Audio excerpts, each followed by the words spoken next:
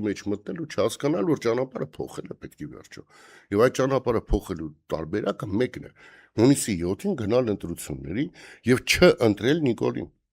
Որտեւ կրկնում եմ, Նիկոլին ընտրելով դուք ոչ միայն վատ թարացնելու եք մեր հարաբերությունները Ռուսաստանի եւ Իրանի եւ նաեւ Չինաստանի,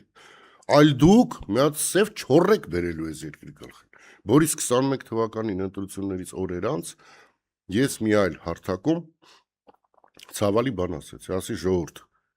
մենք սխալվել ենք ընտրությունում։ Ես ինչ չեմ առանձնացնում նույնիսկ Նիկոլին ընտրած մարդկանցից, որովհետեւ մեր հասարակությունը ասեցի, ժողովուրդ, մենք սխալ ենք գործել եւ ցավոք սրտի մենք պատասխան ենք տալու այդ սխալի համար։ Եվ ասեցի, որ շատ դաժան պատասխան ենք տալու։ Դրանից որոշ ժամանակ անց եղան թե ջերմուկի դեպքերը, թե Արցախի կորուստը։ Ես նորից օգտվելով այս առիթից զգուշացնում եմ մեր ժողովրդին։ Մի գործեք այդ սխալը, որտեվ պատասխանատվություն ենք ենթարկվելու բոլորս։